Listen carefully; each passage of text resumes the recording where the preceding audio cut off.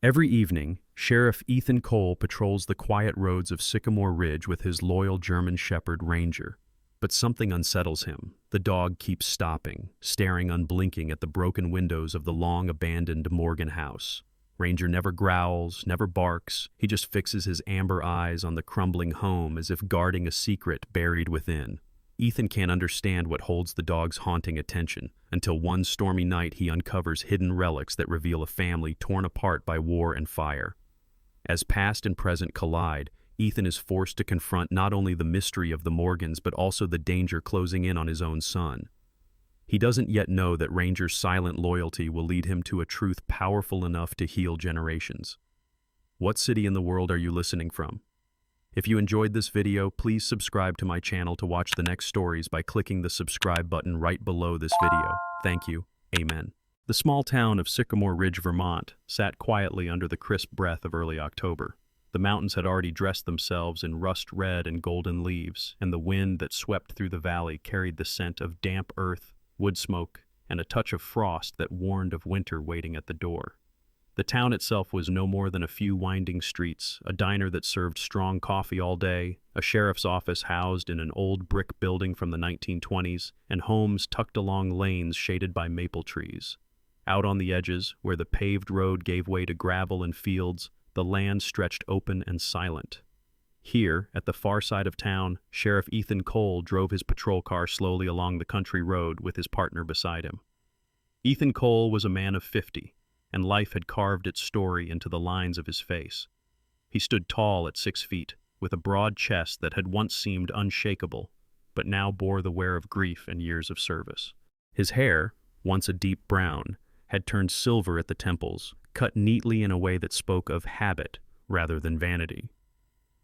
His hazel eyes carried both authority and sadness. They were the eyes of a man who had seen too much but could not forget. Ethan was a widower, his wife taken too soon by cancer 3 years earlier. Since then, silence had become his closest companion, a silence broken only by his duties as sheriff and the strained, halting conversations with his only son, Caleb. Where once Ethan had been quick to smile and slow to anger, his grief had hardened him into something quieter, more reserved, a man searching for peace he wasn't sure he deserved. Beside him, in the passenger seat, sat Ranger, his German Shepherd and canine partner. Ranger was 7 years old, muscular, with a sable coat of black and tan fur that glowed gold in the sunlight. A faint scar stretched along his right flank from a knife wound earned 2 years back in a meth lab raid. Ethan still remembered the blood, the frantic rush to the vet, and the relief when Ranger survived. The dog's ears stood tall and alert, his amber eyes keen, intelligent, and filled with that unwavering loyalty unique to working dogs. Ranger was disciplined, steady under gunfire, fearless in pursuit, but when off duty he carried himself with calm patience. With Ethan, he was more than a partner, he was family, the one steady anchor in the sheriff's life. The patrol car rolled slowly over the gravel, crunching beneath its tires, until Ethan pulled over on a quiet bend of Sycamore Hill Road. He often parked here for a moment to breathe in the countryside. The view opened into a slope that led down to a tangle of forest, and beyond that rose Sycamore Hill, crowned by a single abandoned house that had been left to time. The structure was 2 stories tall, its paint blistered away, its shutters hanging crooked, the roof sagging as though the weight of forgotten years pressed down upon it. The yard around it was wild, weeds choking the stone path, branches scratching against broken windows. Locals called it the Old Sycamore House, but most people avoided it. Some said it was cursed, others said it was haunted, and children dared each other to step onto its porch in the dark of night. Ethan, practical as he was, considered it just another relic, though an unsettling one. It was then Ranger moved. The dog stiffened in his seat, ears pricked, his gaze snapping toward the house. Slowly, deliberately, he stood, planting his paws against the edge of the window, his eyes locked on the abandoned building. Ethan frowned, following his partner's line of sight. The dog did not bark, he did not whine, he simply stared, unmoving, unblinking at the house. Ethan stepped out of the car, the crisp air biting at his cheeks, and Ranger leapt down beside him. "What is it, boy?" Ethan asked, his voice low, roughened by years of command. Ranger didn't move his gaze. He stood like a statue, his amber eyes burning into the empty windows as if he saw something Ethan could not. The sheriff adjusted his duty belt and walked forward a few paces, scanning the house. The late afternoon sun painted the boards in shades of gold and shadow. A crow cawed and took flight from the roof, but otherwise, silence reigned. Ethan had walked this road countless times, driven past the house for years, and never thought twice. But something about the way Ranger stood, every muscle taut, unsettled him. He had trusted Ranger with his life in alleyways, backyards, and standoffs. The dog never lied. Ethan crouched, rubbing Ranger's neck, feeling the steady rise and fall of his partner's chest. "Nothing there, partner," he muttered, though even as he said it, a prickle crawled along the back of his neck. Ranger turned his head slightly toward Ethan, then back to the house, insistent, focused. That was the first time. The next day and the day after, the ritual repeated itself. Each afternoon, when their patrol route wound past Sycamore Hill, Ranger would stop, ears erect, eyes locked on the house. It wasn't the alert posture of a dog catching a rabbit's scent or hearing a car door slam. It was deeper, stranger-like devotion or recognition. Ethan tried clapping, snapping his fingers, tugging the leash, but Ranger resisted, transfixed by the same empty windows. On the fourth day, Ethan gave up pretending it was nothing. That evening, as dusk spread purple across the Vermont sky, Ethan returned home to his modest two-story house near the edge of town. The place felt too big since his wife had passed, the rooms filled with shadows and echoes of a life that had been warmer, fuller. He lived alone except for Ranger, though his son Caleb Cole drifted in and out like a ghost. Caleb was 22, lean and restless, with shaggy brown hair that fell over storm-gray eyes. He was tall, like his father, but carried himself with a slouch that spoke of discontent. Since his mother's death, Caleb had grown distant, slipping out at odd hours, working odd jobs but never keeping one for long. Where Ethan was disciplined, Caleb was impulsive. Where Ethan searched for peace, Caleb chased distraction. The death of his mother had left a hollow place in him, he filled with reckless friends and late nights. Father and son spoke, but never easily. Their words were too often barbed or awkward, like soldiers on opposite sides of a trench, trying to negotiate without raising weapons. Ethan loved his boy with all he had, but he feared losing him in ways the uniform couldn't protect against. That night, Ethan cooked himself a simple dinner pan-fried chicken and vegetables, though half the meal went untouched. Ranger curled by the fireplace, his massive body stretched out, his eyes closed but ears twitching at every sound. Ethan leaned back in his chair, rubbing his temples. The house on Sycamore Hill pressed at the edges of his mind, refusing to let go. The following afternoon, he made a choice. Patrolling the back roads, he slowed again near the house. The sky was iron gray, the kind of overcast that made the world feel hushed, as though waiting for something to happen. Ranger shifted in the seat, ears forward, eyes blazing with the same fierce stare. Ethan exhaled, a long, tired breath. He pulled the patrol car onto the shoulder, gravel crunching, and stepped out. Ranger leapt to the ground, hackles raised, not with aggression but with intensity. Together they stood facing the old Sycamore house, a broken silhouette against the darkening sky. Ethan tightened the leash, feeling the weight of decision in his chest. "All right, partner," he murmured, voice firm with the kind of resolve that came from years of leading men into danger. "We'll find out what's got you spooked." And as Ranger's gaze remained fixed upon the darkened windows of the house, Ethan knew in his bones that his search for peace was about to become something else entirely. The morning broke heavy with fog in Sycamore Ridge. The mist clung to the maple branches and rolled over the cracked asphalt roads like slow-moving ghosts. Sheriff Ethan Cole sipped his black coffee on the porch of his modest home, feeling the chill seep through his jacket. Ranger, his German shepherd, lay at his feet, ears twitching at the faint sounds of the town awakening. Ethan's thoughts drifted unwillingly back to the darkened silhouette of the Sycamore house, the way Ranger's gaze had refused to break. He had been a cop long enough to trust instinct, and Ranger's instincts had saved him before. But there was something different about this. This wasn't a threat. It felt more like a summons. When Ethan arrived at the sheriff's office later that morning, the building smelled faintly of old paper and polished wood. It was a two-story brick structure with a single-desk sergeant at the front. Behind the counter sat Deputy Clara Maddox, a woman in her early 30s with sharp gray eyes and cropped auburn hair. She was short but strong, with the compact build of someone who could wrestle a drunk into cuffs without hesitation. Clara was fiercely loyal to Ethan, though her blunt honesty sometimes cut sharper than she intended. She had grown up in the next county over, raised by her grandfather after her parents were lost in a car crash when she was a teenager. That tragedy gave her a resilience and directness Ethan respected. "Morning, Sheriff," Clara said, flipping through paperwork. She noticed the shadows under his eyes. "You look like hell. Didn't sleep?" "Didn't need it," Ethan muttered. He leaned against the counter, lowering his voice. "What do you know about the Morgan place? The house up on Sycamore Hill?" Clara raised her brows. "The Morgan house? You don't want to go chasing stories there. Folks say it's haunted." She leaned back in her chair, folding her arms. "Family disappeared after a fire back in the 50s. Nobody's lived there since. Town keeps trying to tear it down, but it never happens. Permits stall, workers back out. Everyone says the land doesn't want to be disturbed." Ethan gave her a hard look. "You believe that?" Clara shrugged. "I believe in people's fear. Sometimes that's stronger than facts." She hesitated before adding, "Mr. Henderson would know more. He's the oldest one left in town." That afternoon, Ethan drove down to the edge of town where the Henderson place sat, a white farmhouse sagging with age, but neat as a pin. The yard smelled of roses, stubbornly blooming against the season. Walter Henderson himself was out front, a man in his late 70s with thin white hair under a flat cap, his skin tanned and wrinkled from years of labor.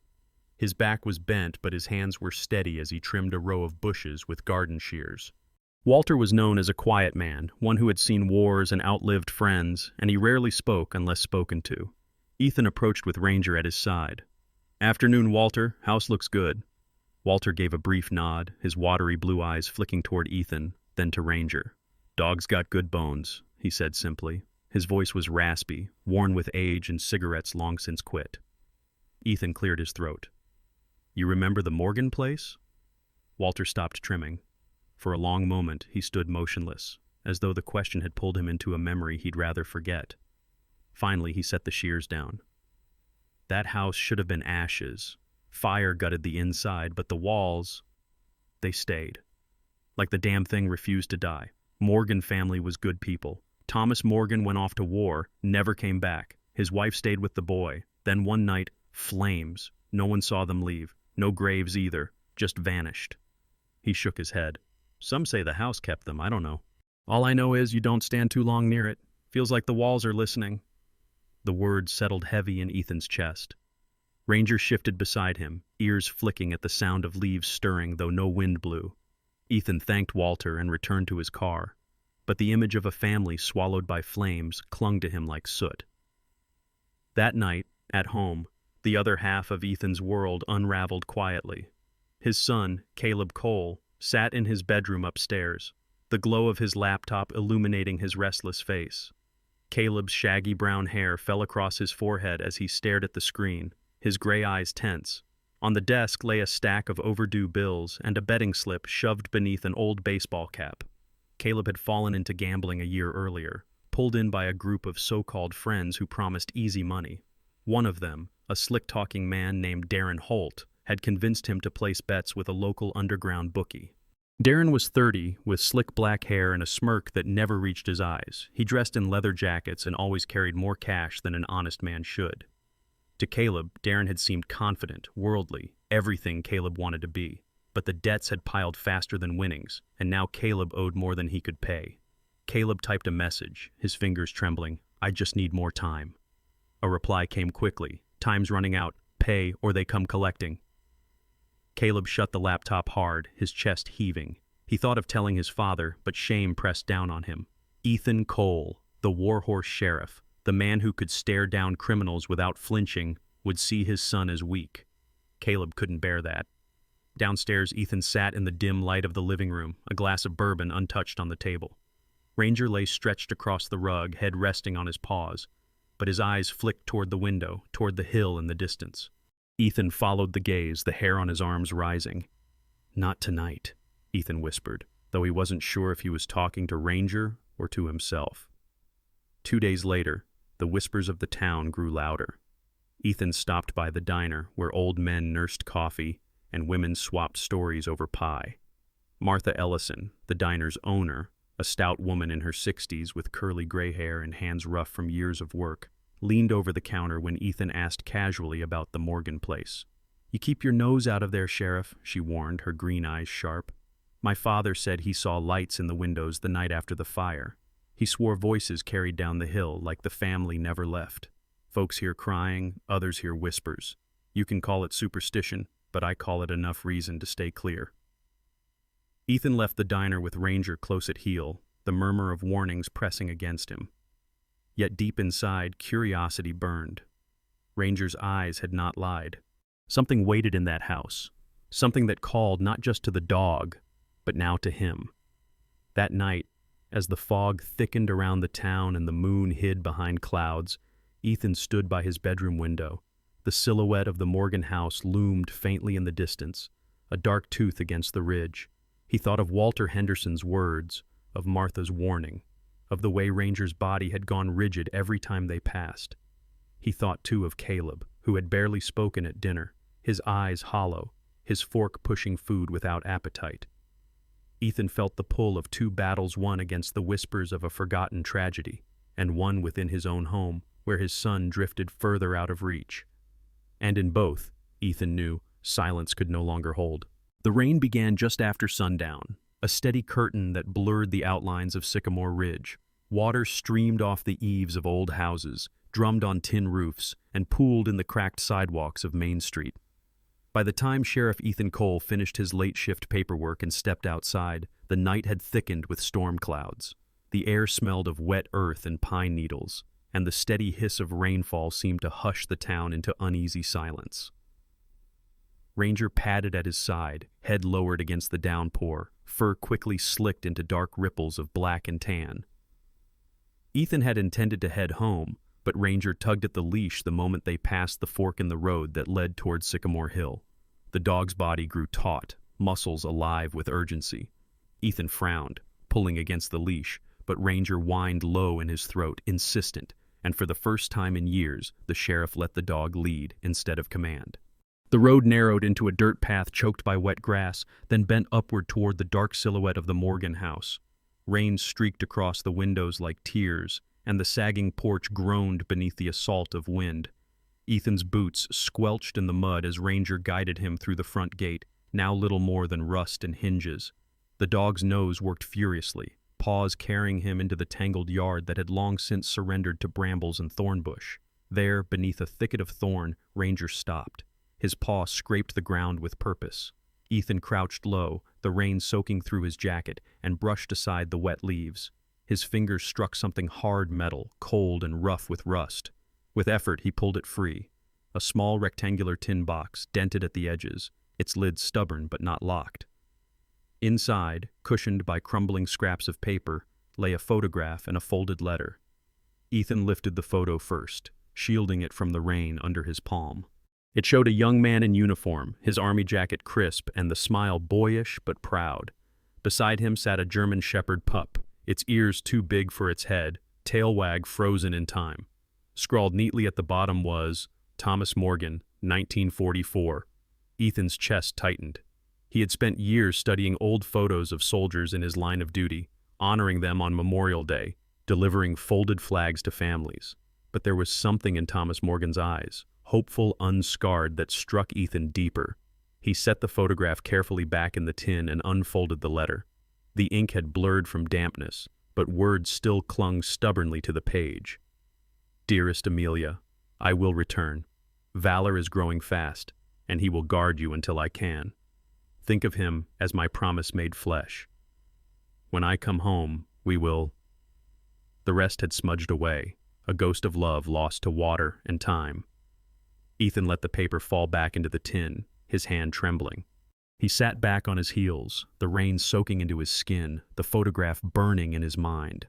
This was no ghost story. It was flesh and blood, history buried beneath vines. But with discovery came resistance. Ethan had spent years running from memory of hospital rooms, his wife's frail smile, the silence after the last breath. Digging into another family's pain felt like trespass. His badge made him guardian of the living, not the dead. Yet Ranger looked up at him, amber eyes steady, as if urging, "This is the way." Reluctantly, Ethan slipped the tin into his jacket. On the way back, his headlights cut through the rain and illuminated a lone figure standing on the roadside, thumb out. Ethan slowed, the wipers beating back water, and recognized Jesse Malone, a 19-year-old from town. Jesse was thin, with hollow cheeks and a mop of curly blonde hair plastered wet against his forehead. His jacket was threadbare, and his sneakers looked like they had walked miles in the rain.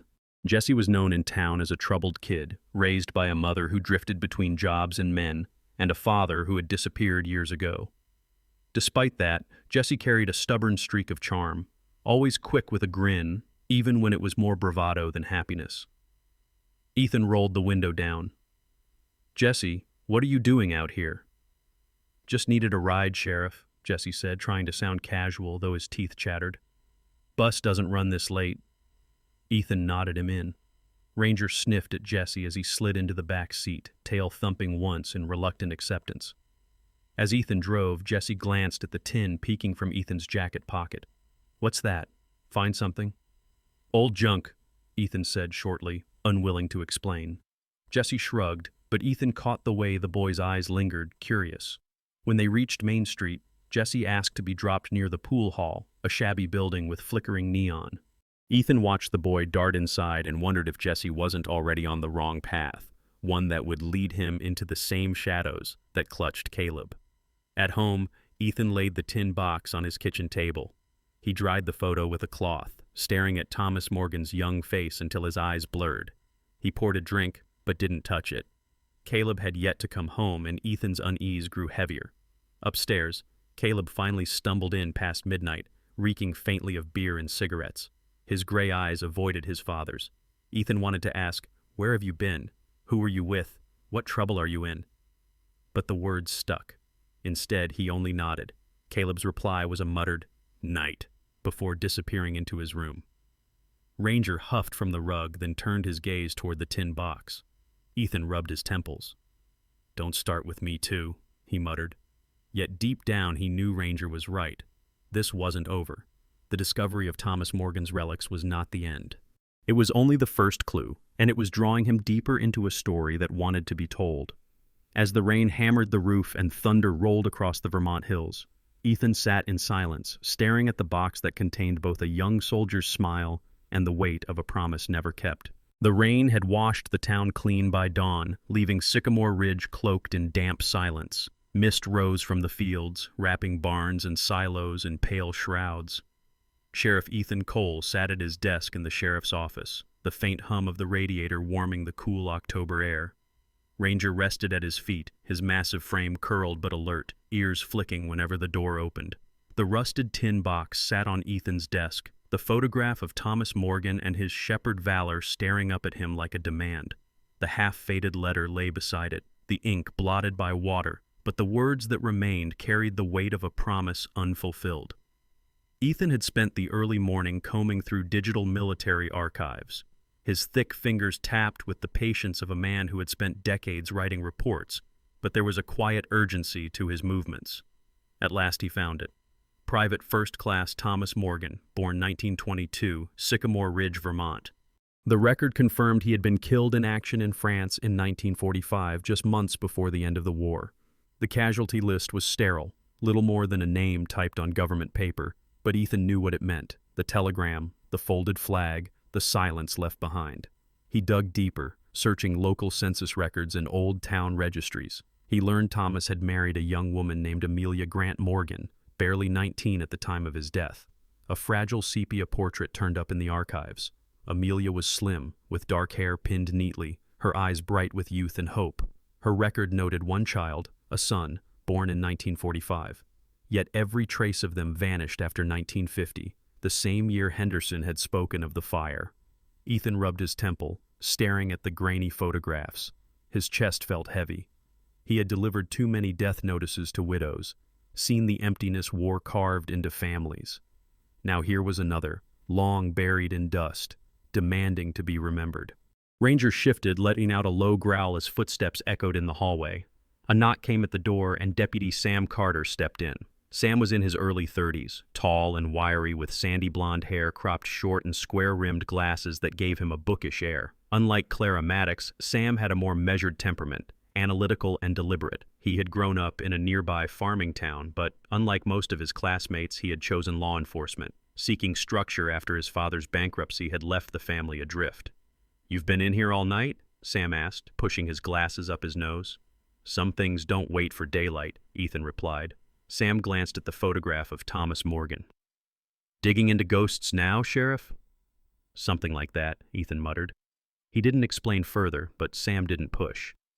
That evening, Ethan drove home, the sky bruised purple and gold. He expected Caleb's truck to be in the driveway, but the spot was empty.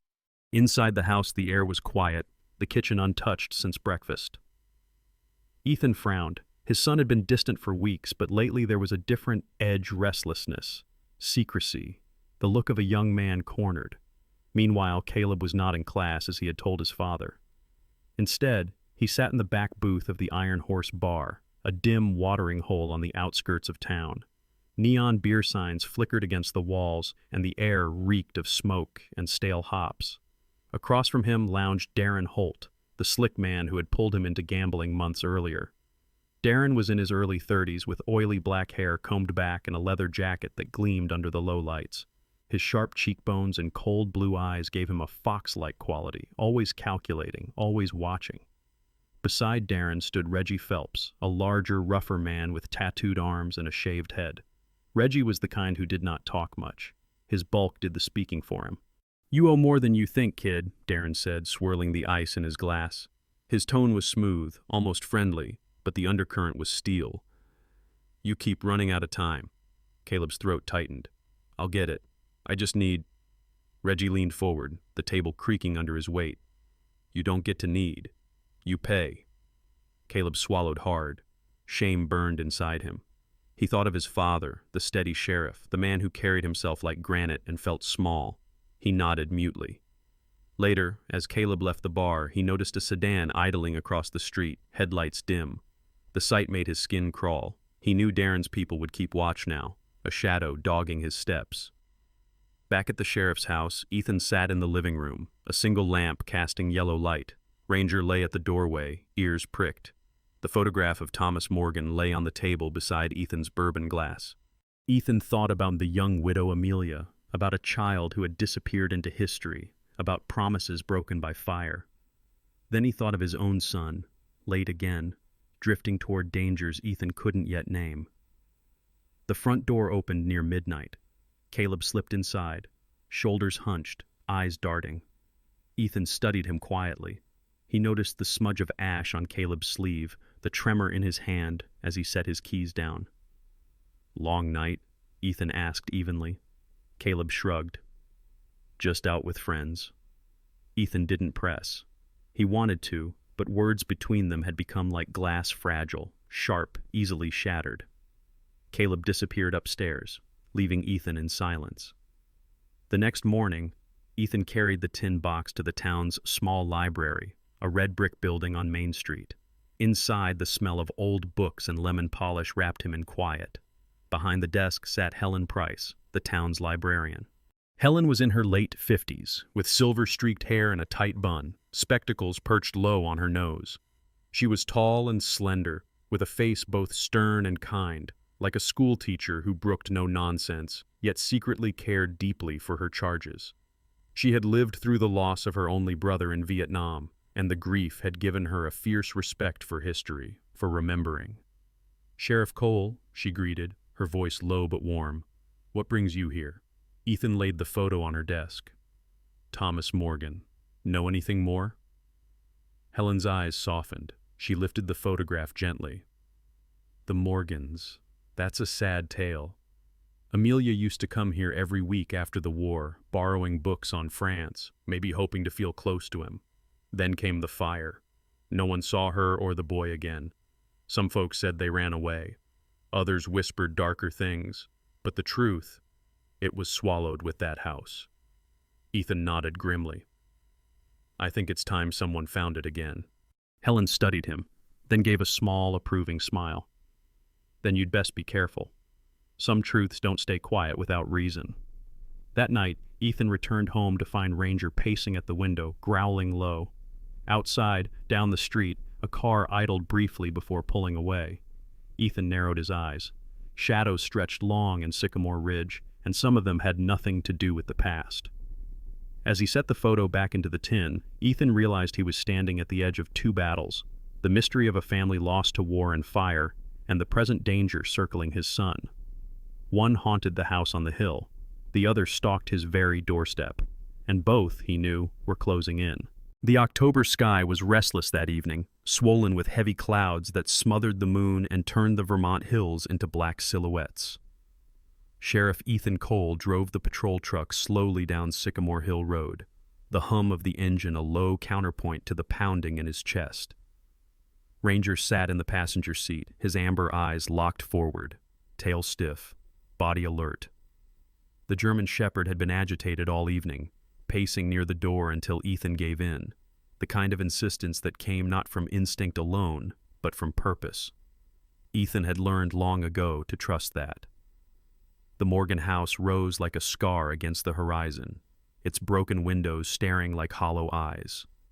The closer they came, the more Ethan felt the old weight press against him, ghosts of fire, whispers of loss, and now something sharper, the raw sense of a trap waiting. He parked under the shadow of twisted sycamores. Ranger leapt out, nose to the ground, leading him not to the front porch but around the side yard where brambles clawed at the earth. A narrow stone path, long hidden beneath weeds, sloped toward the foundation. Ranger's nails scraped against rotted boards covering what looked like a storm cellar. Ethan pulled his flashlight, the beam slicing through the dark. The boards had been nailed in decades ago but loosened by time. With effort, he pried them away, coughing as a draft of stale, charred air escaped.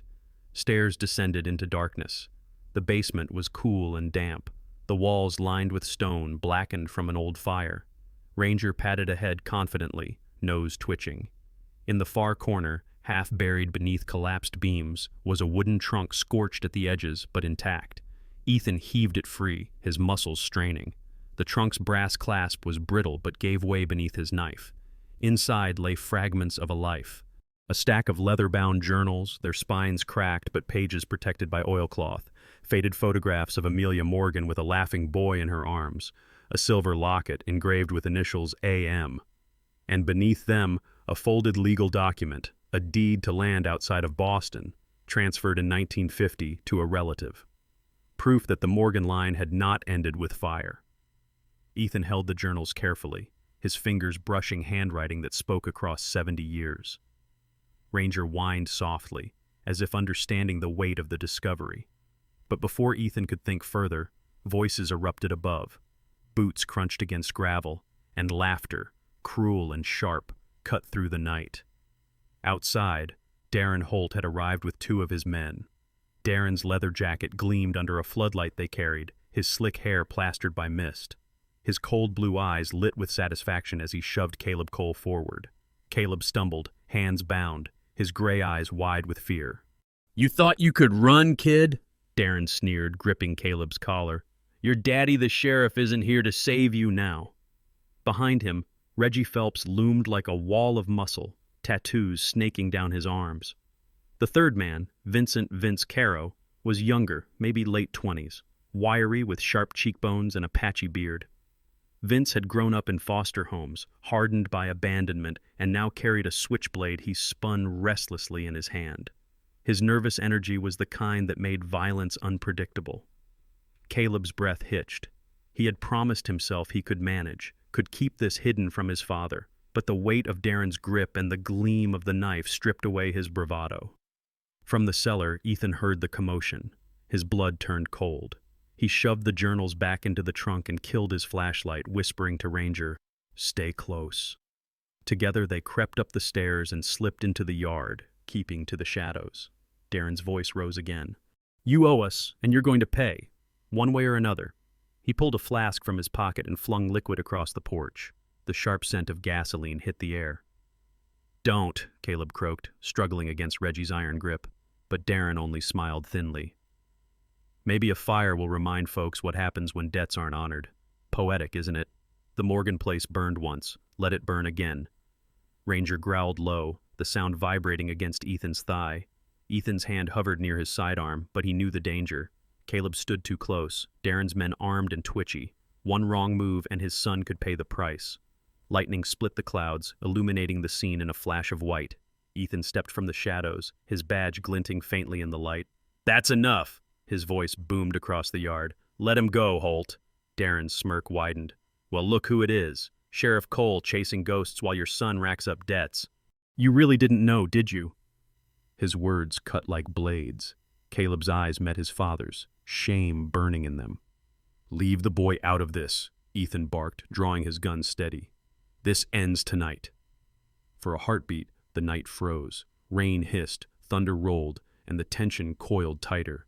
Then Vince flicked his lighter, flame dancing near the gasoline-soaked boards.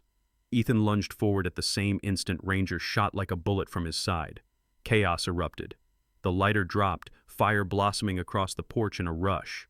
Reggie swung, his fist grazing Ethan's jaw, while Ranger clamped onto his arm, teeth sinking deep. Darren shoved Caleb toward the flames, but Ethan caught his son by the jacket, yanking him back just as the fire roared higher. Smoke curled thick and black, swallowing the air. The old house groaned as if remembering its death from half a century before. Flames licked the wooden frame, racing upward with terrifying speed. Ethan and Caleb stumbled backward, but the men pressed close, fists and curses lost in the roar of fire. Then a beam cracked, collapsing onto the porch with a shower of sparks. Vince yelped, dropping his blade as the inferno pushed him back. Darren cursed, retreating, but not before snarling, "This isn't over, Cole, not by a long shot." He and his men vanished into the darkness, leaving smoke and fire behind. But Ethan, Caleb, and Ranger were trapped. The blaze had spread around them, heat searing, the air choking with ash. The front yard was a wall of flames, and the cellar door behind them collapsed inward. Ethan gripped Caleb's shoulders, forcing his son to meet his eyes. "Stay with me. We get out together." His voice shook not from fear, but from the weight of every loss he had endured, and the refusal to let it happen again. Ranger barked once, sharp and urgent, before darting toward a side wall where the boards had weakened. He clawed furiously at the wood, tearing a hole just wide enough. Ethan shoved Caleb through first, the boy coughing, eyes streaming from smoke. Then he followed, heat biting at his back. Ranger leapt last, fur singed at the edges, but alive. They tumbled into the wet grass just as the Morgan house collapsed behind them, flames clawing into the night sky. The crack of falling beams echoed like thunder. Ethan held Caleb close, chest heaving, the weight of relief and terror mixing into one. For a long moment, father, son, and dog sat together in the rain, the ruined house blazing behind them. Past and present had collided in fire, but Ethan knew the battle was far from finished. The smoldering ruins of the Morgan house hissed and smoked for 2 days after the fire. The hill carried the acrid scent of charred wood and rain-damp ash, a scent that clung to the air like grief. Sheriff Ethan Cole had stood there until dawn the first night, watching embers glow like dying stars. Ranger had remained by his side, singed fur damp from mist, his amber eyes fixed on the wreckage. Caleb had sat behind them, head in his hands, silent except for the occasional choked cough from smoke. They had lived, but the fire had carved something permanent into all of them. Investigators from the county arrived by mid-morning. Among them, Detective Marla Jennings, a woman in her early 40s with a tall, lean build, her blonde hair cut in a precise bob that framed a sharp, unsmiling face. Marla was meticulous, known for keeping her blazer pressed even in the rain, her hazel eyes cutting straight through lies. She had built her career on untangling organized crime rings in Burlington before taking a quieter assignment in Vermont's smaller towns after a messy divorce. Still, she carried the edge of someone who had seen too many betrayals. She stood on the muddy slope, arms crossed, studying the wreckage. "We found Holt's car abandoned down by the mill," she told Ethan. "Reggie Phelps and that other one, Caro, are in custody already. Looks like your dog gave them more than bruises to explain away." Her gaze flicked to Ranger, who stood steady, chest puffed, tail low but proud. "And Holt?" Ethan asked, his jaw tightening. Marla exhaled, her breath a mist. "Still running, but he won't get far." Her eyes softened, just a little. "You saved your boy, Sheriff. That counts for something." Caleb stood a few yards away, leaning against the patrol truck. He looked younger somehow, his gray eyes dulled with guilt. His clothes still smelled faintly of smoke, his hands rubbed raw from clawing through debris in their escape. When Ethan glanced at him, Caleb quickly looked down, shame heavy in the slope of his shoulders. Later that evening, Ethan drove Caleb home in silence. At the kitchen table, the boy finally spoke, his voice hoarse. "Dad, I'm sorry. I thought I could handle it, that I didn't need to drag you into my mess, but I almost—" His voice broke, and he pressed his palms against his face. Ethan reached across the table, his calloused hand covering Caleb's trembling one. "You don't have to carry it alone anymore. You never did." For the first time in years, father and son sat without walls between them, the weight of honesty heavier but cleaner than silence. Ranger stretched at their feet, tail thumping once in quiet approval. The next day, Ethan turned his attention back to the journals salvaged from the basement trunk. Though smoke-stained, many entries were legible. Amelia Morgan had written in neat, looping script about her husband Thomas, her hope for his return, and the boy she called Little David. There were references to cousins in Boston, and one entry spoke of her fear in the weeks before the fire, fear of someone watching the house, of debts left unpaid from her brother. The words trembled with dread, yet ended with a plea. If we are forced to leave, may this record keep us remembered. The last journal contained letters never sent, addressed to her husband in France long after his death, as if writing could keep him near. Ethan read until dawn, his throat tight, the pages damp from rain that had seeped into the leather but spared the ink. He knew he could not let their story end in ash. Through property records and archives, Ethan traced a line to Boston. The Morgan name had faded, but one descendant remained, Emily Morgan Whitaker, a woman in her late 30s. She was a museum curator, slender and graceful, with auburn hair tied back in a loose knot, green eyes that carried both warmth and caution. She wore simple blouses and long skirts, her hands often smudged with dust from artifacts. Life had made her careful. Her husband had died young, leaving her to raise a daughter alone, but she carried herself with quiet determination.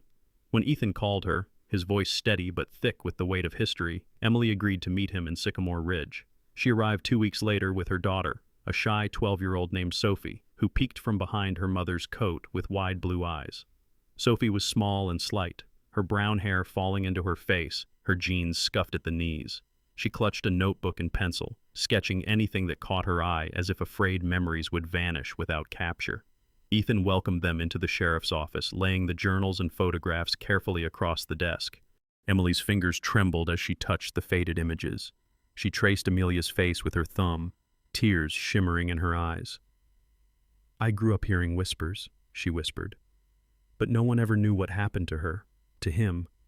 This is everything." At her side, Sophie looked up at Ranger, who had padded close. The dog lowered his head, allowing the girl to scratch behind his ear. For the first time in days, Sophie smiled. Plans formed quickly. Emily contacted a Veterans Foundation in Boston, and within weeks, funding was secured to rebuild the Morgan house, not as a residence, but as a memorial. The journals would be preserved in the museum, and the site would become a place for reflection, for honoring sacrifices made and promises broken by war. The dedication ceremony came in late November.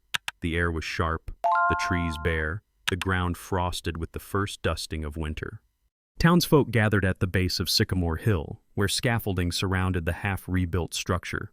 A flag rippled in the cold breeze. Ethan stood in uniform, his silvering hair combed neatly, Ranger at his side in his service harness. Caleb stood beside him, shoulders squared, eyes no longer downcast, but steady with purpose. Emily Whitaker took the podium, her green eyes luminous against the pale sky. The Morgan house was once a place of laughter, of hope. War and fire tried to erase it, but memory is stronger. Today we honor not just my ancestors, but all who gave more than they could bear. And we thank those who carried their story forward. She turned her gaze to Ethan, gratitude unspoken but clear.